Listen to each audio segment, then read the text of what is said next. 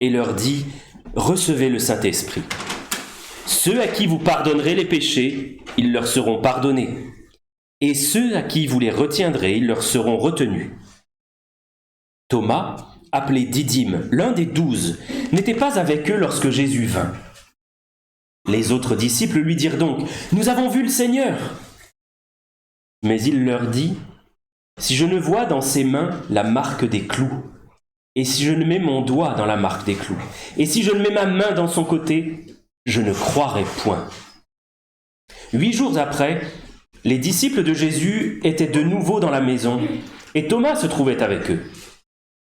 Jésus vint, les portes étant fermées, se présenta au milieu d'eux et dit « La paix soit avec vous. » Puis il dit à Thomas « Avance ici ton doigt, et regarde mes mains. Avance aussi ta main, et mets-la dans mon côté, et ne sois pas incrédule, mais crois. » Thomas lui répondit « Mon Seigneur et mon Dieu. » Jésus lui dit « Parce que tu m'as vu, tu as cru. Heureux ceux qui n'ont pas vu et qui ont cru. » Voilà notre lecture pour ce matin. Et on voit qu'au soir de la résurrection, les disciples se sont enfermés à double tour. Ils ont peur d'une visite surprise. Ils sont dans cette situation très particulière où, depuis peu de temps, tout leur univers a basculé. Pendant 3 années, ils ont suivi Jésus. Ils pensaient que ce serait lui qui délivrerait Israël. Mais voilà que Jésus a été battu, crucifié, qu'il est mort, qu'il a été enterré, et tous leurs espoirs ont été anéantis, douchés, si l'on peut dire. Ils craignent à ce moment-là vraiment de recevoir la visite des chefs religieux, qui sont appelés ici les Juifs. Pourquoi ? Parce qu'ils craignent la persécution. Mais ils ont beau craindre de recevoir de la visite, ils vont recevoir de la visite. Une visite inattendue, c'est le Seigneur Jésus lui-même qui va venir alors que les portes sont fermées. Il a cette capacité de passer au travers des murs, si l'on peut dire, et il arrive dans cette pièce qui est close. Et de ce texte qu'on a lu ce matin, nous allons voir 3 choses. La première, c'est que 3 fois il est répété « La paix soit avec vous ». Et que le Seigneur Jésus est venu nous apporter la paix. La deuxième chose que l'on va voir, c'est qu'on est dans ce récit face à un apôtre qui est évangélisé et qui refuse de croire. Et dans une 3e partie, on verra qu'il est écrit « Heureux ceux qui n'ont pas vu et qui ont cru ». La première partie donc sur cette phrase répétée 3 fois par le Seigneur Jésus, « La paix soit avec vous ». Jésus est venu pour donner une chose à ses disciples. Il l'a dit, vous savez, dans cette dernière soirée qu'il passait avec ses disciples. Il leur a dit ce qu'on lit en Jean, chapitre 14, verset 27. Jean 14, verset 27. Alors dans l'évangile de Jean, il y a une très grande partie du livre qui couvre la dernière soirée du Seigneur, et sa mort et sa résurrection. Donc à partir du chapitre 13, même du chapitre 12, on est dans la dernière soirée, dernier jour du Seigneur. Et là donc, Jean 14, 27, Jésus dit « Je vous laisse la paix, je vous donne ma paix. Je ne vous donne pas comme le monde donne. Que votre cœur ne se trouble point et ne s'alarme point. » Le Seigneur est venu apporter la paix, et une paix qui n'a rien de commun avec celle que le monde peut donner. C'est une paix qui, elle, est solide. C'est une paix qui est absolument inébranlable. C'est une paix qui est profonde. Et 3 fois, le jour de sa résurrection, le Seigneur vient leur annoncer, et plus tard même, leur annoncer « La paix soit avec vous ». Vous pouvez avoir la paix parce que je suis ressuscité. Et la résurrection que l'on célèbre aujourd'hui, elle nous prouve que Jésus est bien celui qui vient donner la paix. Parce que par cette œuvre, de mort et de résurrection, il a vaincu la mort.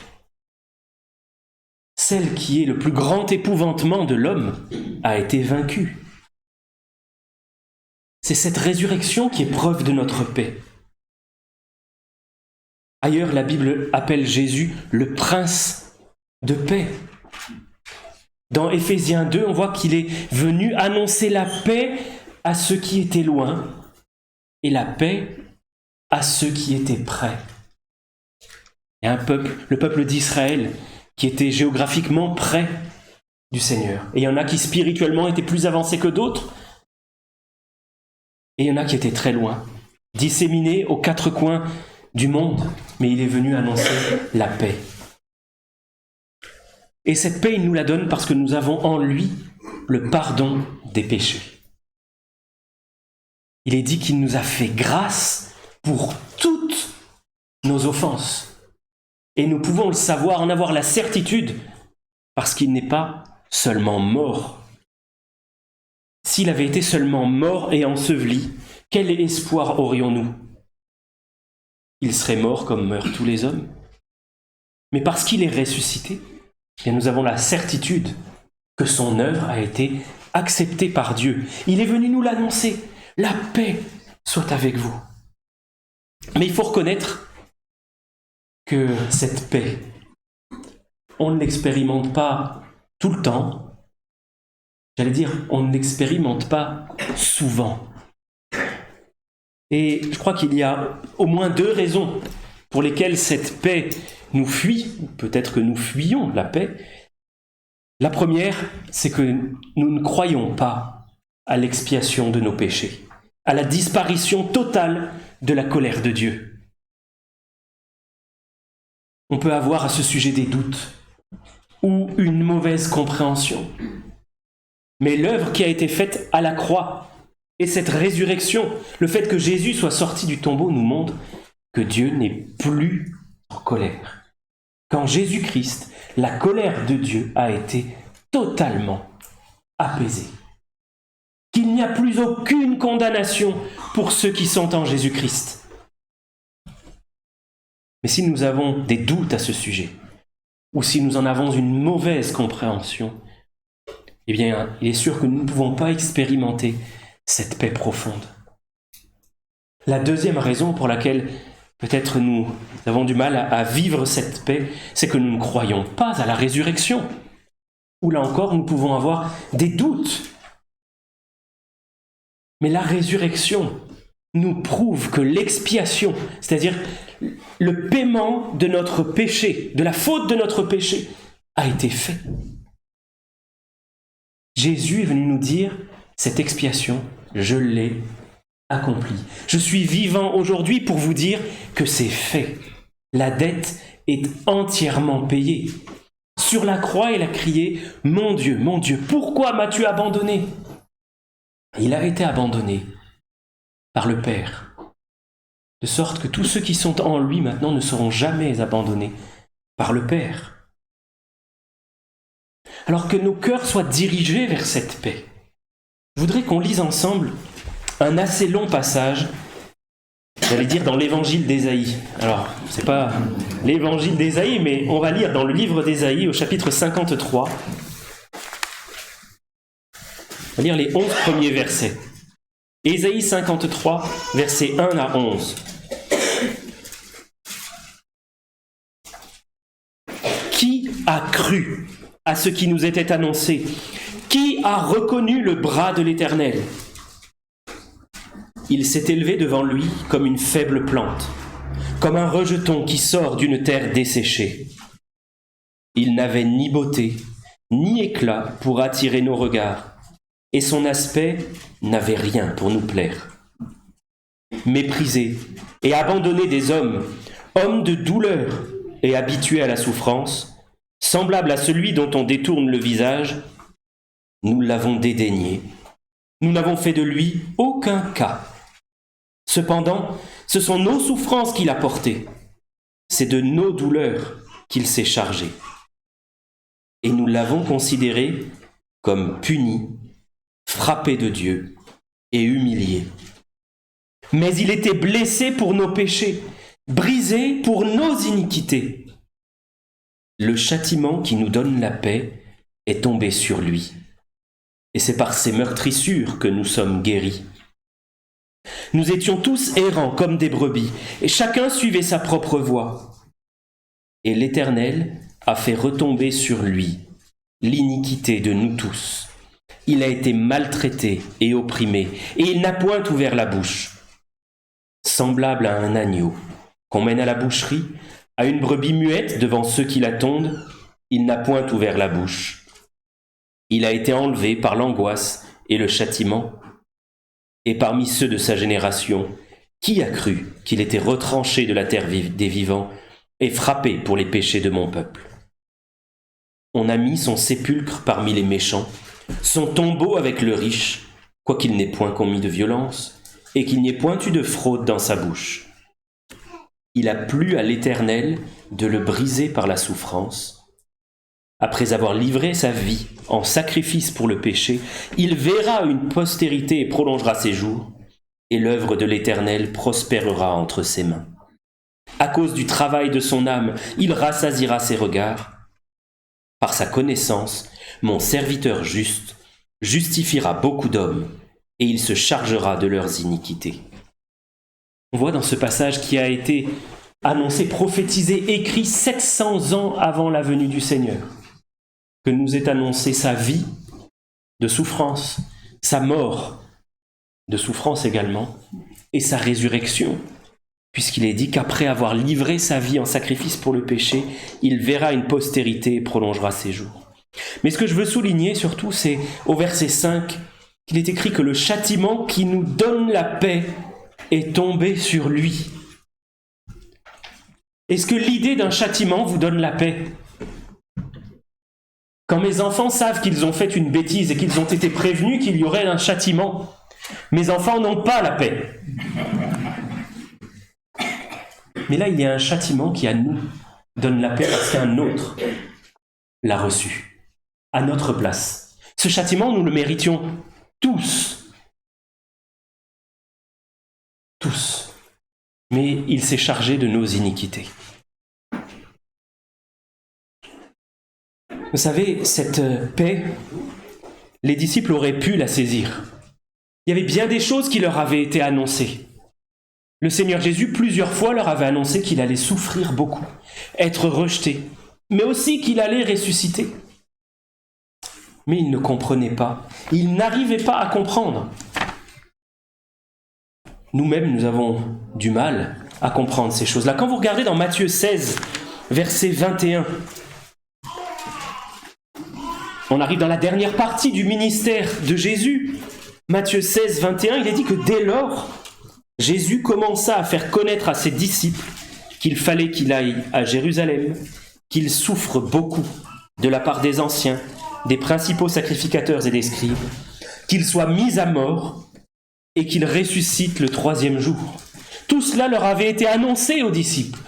Pourtant, au jour de la résurrection, ils sont barricadés à double tour et ils n'ont pas la paix. Ces choses-là, ils les avaient entendues, mais elles étaient restées à ce niveau-là, dans la tête. Elles n'étaient pas descendues jusqu'au cœur.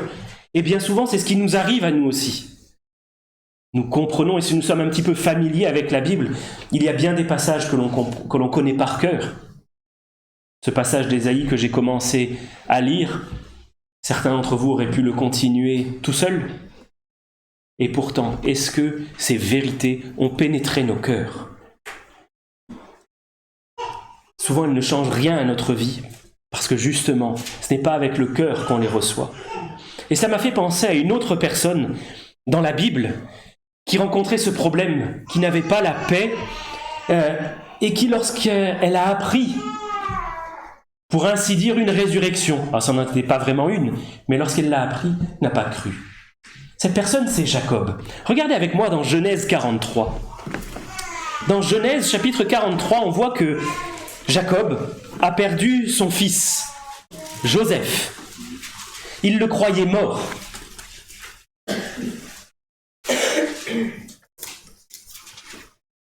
Mais on lui apprend, ce sont les versets 25 à 28, Genèse 43, versets 25 à 28.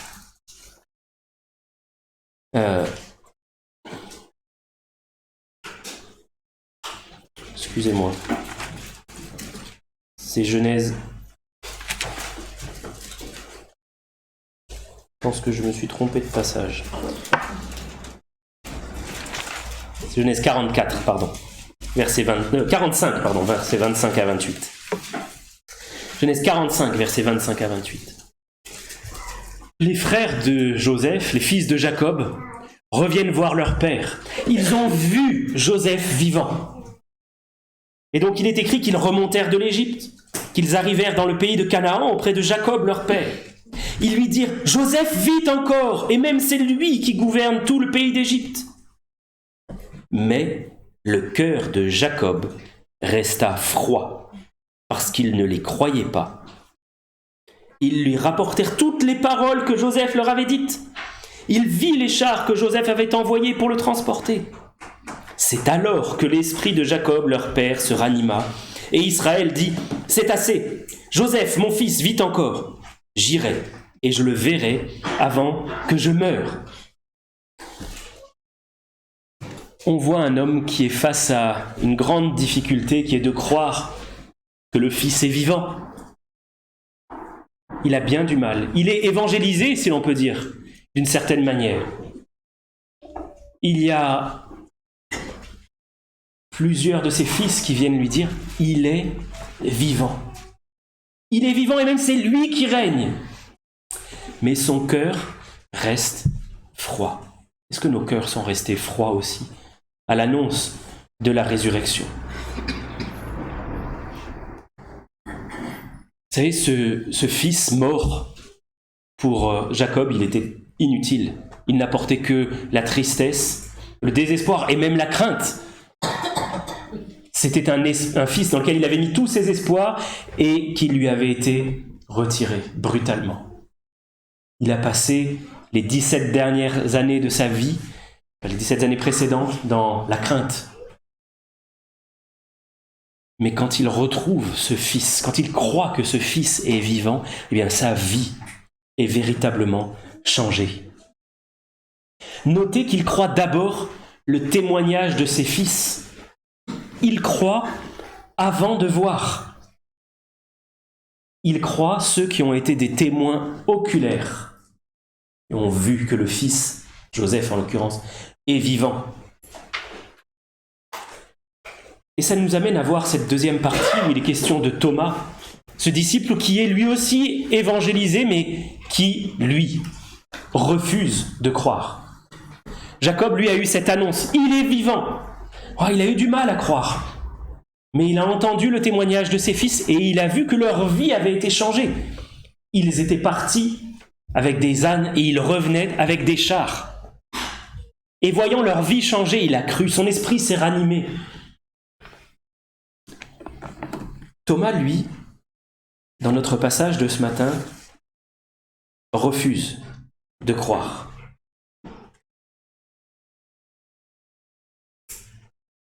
Il avait le témoignage de plusieurs apôtres et d'autres disciples, des femmes aussi qui avaient vu le Seigneur ressuscité. Mais il a dit non, je ne croirai point. Mais il y a quelque chose qui est quand même surprenant parce que Thomas, il avait suivi le Seigneur pendant 3 ans. Il avait vu d'innombrables miracles. Il avait même vu des gens ressuscités. Il avait vu Lazare, le tombeau fermé. Il avait vu cet homme ressusciter et sortir encore recouvert des bandelettes dont on enveloppait les cadavres. Mais non. Vous savez, cet épisode des évangiles qu'on a lu ce matin, il est célèbre. Même les non-croyants le citent volontiers. Ils disent « Je suis comme saint Thomas, je ne crois que ce que je vois. » Oui, mais sauf que Thomas a fini par croire. Et est-ce qu'il croit le témoignage de Thomas, qui a fini par plier le genou et dire « Mon Seigneur et mon Dieu ». Mais on voit que Thomas avait une difficulté à croire. Pas seulement à ce moment-là. Si vous regardez dans Jean 11, dans Jean 11, juste avant justement que Lazare soit ressuscité. En Jean 11,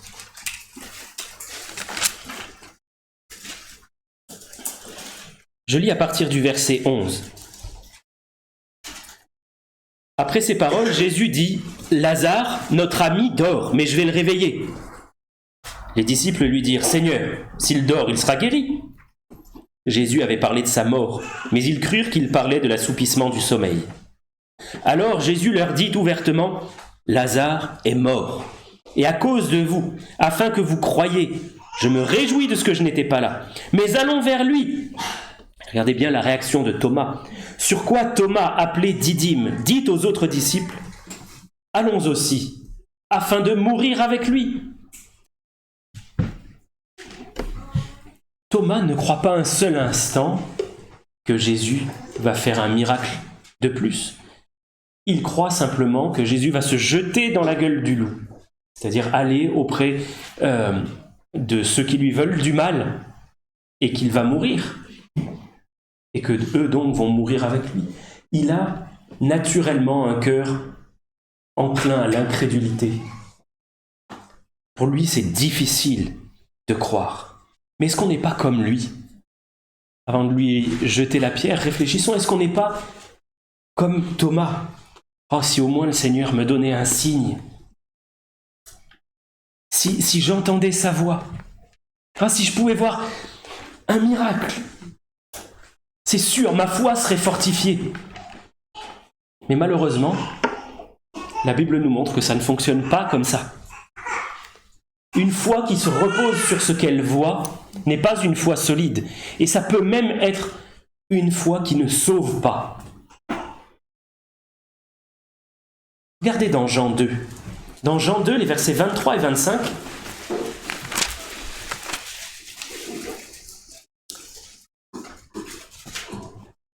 Jean 2, 23 et 25. Il est écrit que pendant que Jésus était à Jérusalem, à la fête de Pâques, plusieurs crurent en son nom, voyant les miracles qu'il faisait.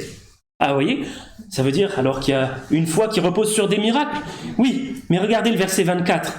Mais Jésus ne se fiait point à eux, parce qu'il les connaissait tous, et parce qu'il n'avait pas besoin qu'on lui rende témoignage d'aucun homme, car il savait lui-même ce qui était dans l'homme. Jésus n'avait aucune confiance dans cette foi qui repose sur ce qu'elle voit, sur des miracles. Parce qu'une fois que l'on ôte le visible, que reste-t-il? Eh bien, plus rien. Alors peut-être que vous dites, oui, mais pour moi, ce sera différent. Je suis sûr que si je vois quelque chose de surnaturel, un miracle, moi je croirai, et moi, ma foi sera fortifiée. Mais ce que l'on voit ici dans Jean 2, c'est un principe que l'on retrouve dans toute la Bible. Regardez dans le psaume 78. Alors, on aurait pu citer de très très nombreux passages de la loi des 5 premiers livres de la Bible. Vous pouvez faire une recherche quand vous serez à la maison. Vous regardez l'expression « tes yeux ont vu ». Vous voyez, toutes les fois où Dieu dit « mais tes yeux ont vu ceci, tes yeux ont vu cela ». Et toutes les fois où il est écrit aussi « souviens-toi ». Souviens-toi ce que tu as vu. Mais je vais lire psaume 78. Le verset 11. Ils, c'est le peuple de Dieu, ils mirent en oubli ses œuvres, ses merveilles qu'il leur avait fait voir. Devant leur père, il avait fait des prodiges. Au pays d'Égypte, dans les campagnes de Tsoan, il fendit la mer, leur ouvrit un passage. Il fit dresser les eaux comme une muraille. Il les conduisit le jour par la nuée, toute la nuit par un feu éclatant. Il fendit des rochers dans le désert, il donna à boire comme des flots abondants. Du rocher, il fit jaillir des sources, couler des eaux comme des fleuves. Mais ils continuèrent à pécher contre lui, à se révolter contre le Très-Haut dans le désert. Ils tentèrent Dieu dans leur cœur en demandant de la nourriture selon leurs désirs. Ils demandaient à ce moment-là un miracle. Ils parlèrent contre Dieu. Ils dirent, Dieu pourrait-il dresser une table dans le désert? Voici, il a frappé le rocher, des eaux ont coulé, des torrents se sont répandus. Pourra-t-il aussi donner du pain, fournir de la viande à son peuple? L'Éternel entendit et il fut irrité. Un feu s'alluma contre Jacob, et la colère s'éleva contre Israël, parce qu'ils ne crurent pas en Dieu, parce qu'ils n'eurent pas confiance dans son secours. Vous voyez, là on a un bref résumé du séjour de ce peuple dans le désert, où ils ont vu, depuis leur sortie d'Égypte jusqu'à leur entrée dans le pays de la promesse, d'innombrables miracles. Et il y en avait un quotidien, qui se répétait 6 jours sur 7, la manne qui descendait du ciel pour les nourrir. Mais ils n'ont pas eu confiance. Donc une foi qui se repose sur ce qu'elle voit n'est pas une foi véritable. La foi véritable, c'est une disposition de cœur. Nous décidons de faire confiance. Et c'est pour ça que dans notre passage de Jean 20, ce matin, le Seigneur Jésus dit à Thomas, « Heureux, heureux, ceux qui n'ont pas vu et qui ont cru. » La foi ne s'appuie pas sur ce que l'on voit, sur ce que l'on ressent, sur ce que l'on peut toucher, mais elle se reçoit par la foi. L'Évangile, c'est quelque chose qui se reçoit par la foi, et la bonne nouvelle de la résurrection, c'est par la foi que nous devons la recevoir. Thomas, dans notre passage, il était appelé à croire ceux qui avaient été des témoins oculaires. Il y a eu des témoins oculaires, il y a eu des gens qui ont vu et qui ont attesté ce qu'ils ont vu. Mais comme Thomas, nous sommes appelés non pas à faire preuve d'incrédulité, mais à croire le témoignage que nous avons dans la parole de Dieu de ceux qui ont vu.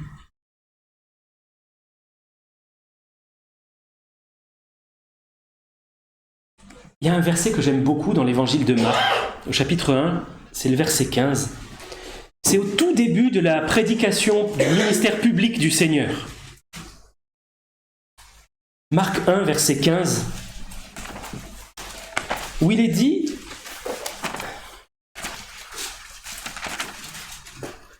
que Jésus, dans sa prédication, disait « Le temps est accompli, le royaume de Dieu est proche, repentez-vous et croyez à la bonne nouvelle. » C'est un ordre, repentez-vous et croyez à cette bonne nouvelle.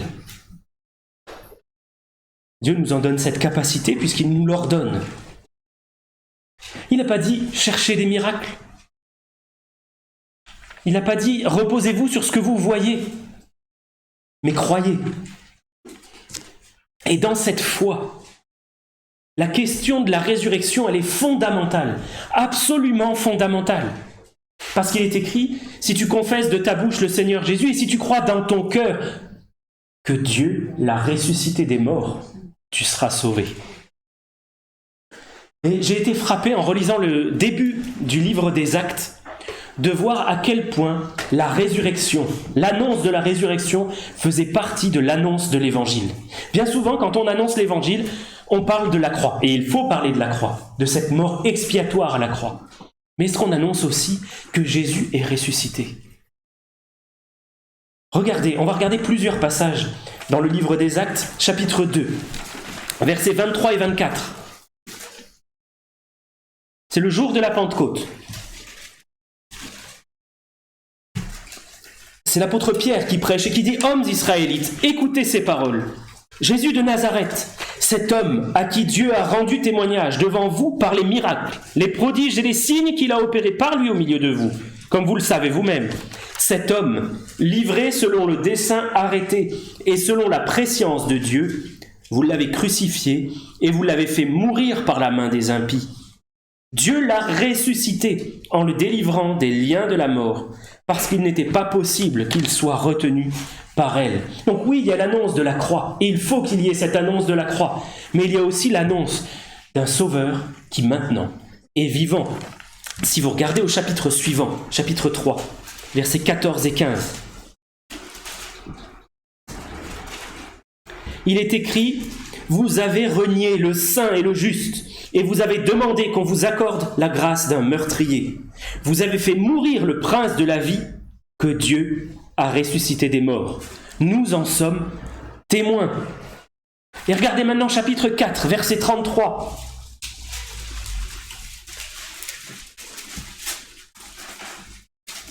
Les apôtres rendaient avec beaucoup de force témoignage de la résurrection du Seigneur Jésus, et une grande grâce reposait sur eux tous. Oui, parler de la croix, et nous devons prêcher la croix, parler de la croix, mais parlons aussi de cette résurrection, parce que c'est le point central de l'Évangile. S'il n'y a pas de résurrection, alors notre foi est vaine. S'il n'y a pas de résurrection, nous n'avons aucun espoir. Il est nécessaire de dire que Jésus est mort sur cette croix et qu'il est mort en prenant sur lui notre nature pécheresse. Nous avons été crucifiés avec lui. Le châtiment de nos péchés est tombé sur lui. Mais s'il reste mort, c'est inutile. Un mort ne sert à rien. Un mort est incapable de quoi que ce soit. Mais si il est vivant, alors là tout va changer. Voici quelques petites choses qui peuvent changer. Je dis petites, mais vous aurez compris que c'est ironique. Déjà, s'il est ressuscité, c'est qu'il a vaincu la mort. La mort n'a plus de pouvoir. Ce qui nous effraie le plus, ce qui effraie l'homme le plus, la mort, n'est plus une frayeur, c'est un passage. Jésus l'a déjà emprunté cette route-là, et il est revenu. Et nous qui sommes en lui, nous allons suivre le même chemin. Mais la résurrection, elle nous apporte aussi le fait qu'une personne vivante, c'est une personne qui agit. Et Jésus agit aujourd'hui, parce qu'il est vivant. La Bible nous dit qu'il est mort, oui, mais bien plus, bien plus. Il est ressuscité, il est à la droite de Dieu, et il intercède pour nous.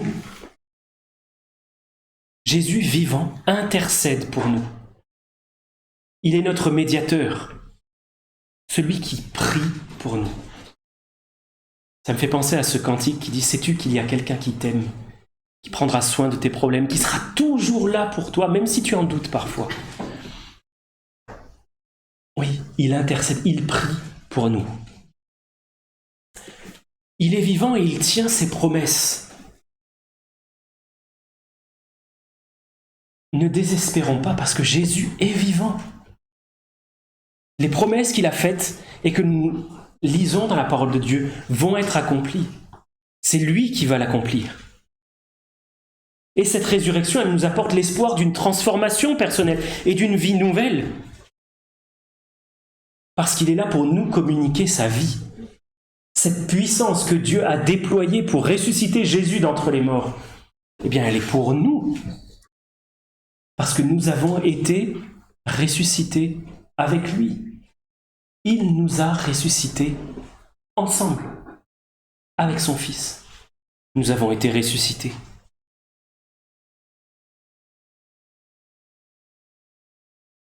Regardez avec moi, pour terminer, Romains 6, versets 3 à 5.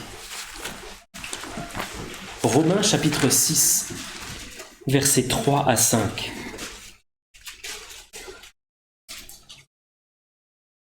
Ça nous montre quand Jésus ressuscité, en ayant foi dans sa résurrection, eh bien, il y a pour nous une puissance de vie, un principe de vie qui s'applique à nous. Ignorez-vous, nous dit la parole de Dieu, que nous tous qui avons été baptisés en Jésus-Christ, c'est en sa mort que nous avons été baptisés. Nous avons donc été ensevelis avec lui par le baptême en sa mort, afin que comme Christ est ressuscité des morts par la gloire du Père, de même nous aussi nous marchions en nouveauté de vie. En effet, si nous sommes devenus une même plante avec lui par la conformité à sa mort, nous le serons aussi par la conformité à sa résurrection, sachant que notre vieil homme a été crucifié avec lui, afin que le corps du péché soit réduit à l'impuissance, pour que nous ne soyons plus esclaves du péché. Et j'ajoute le verset 7, car celui qui est mort est libre du péché. Il y a pour le croyant cette œuvre d'identification.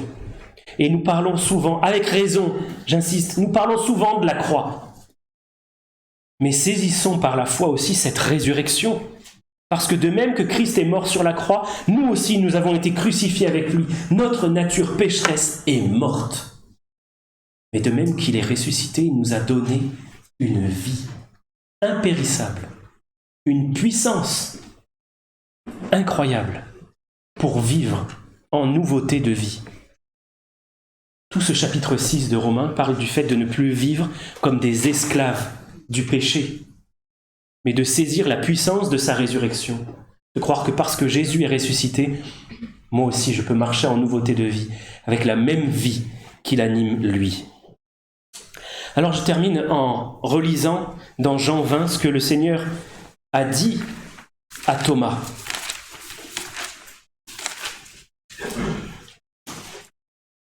Verset 27, Jean 20, 27. Il dit à Thomas, « Avance ici ton doigt, regarde mes mains. Avance aussi ta main, mets-la dans mon côté, et ne sois pas incrédule, mais crois. » Ne sois pas incrédule, mais crois. Heureux ceux qui n'ont pas vu et qui ont cru. Prions que le Seigneur ouvre nos cœurs et qu'il nous rende sensibles à cette joie de la résurrection. Prions ensemble. Notre Père, oui, tu as ressuscité Jésus par ta grande puissance. Il n'était pas possible qu'il soit retenu par la mort. Et de la même manière, il n'est pas possible que nous aussi nous soyons retenus par la mort, que les liens du péché nous asservissent de manière définitive. Et Seigneur, si nous nous laissons facilement envelopper par le péché, Seigneur, aie pitié. Viens nous débarrasser de ces fardeaux qui nous accablent et secours-nous. Libère nos cœurs embrumés par l'incrédulité pour que nous saisissions pleinement la joie et la puissance de la résurrection, de cette vie avec toi. Nous voulons vivre avec toi et pour ta gloire, Seigneur. Et nous te louons parce que, oui, tu es mort pour nos péchés. Tu as été enseveli comme un mort, mais tu es ressuscité. Maintenant, tu nous donnes ta vie. Au nom du Seigneur Jésus-Christ. Amen. Amen.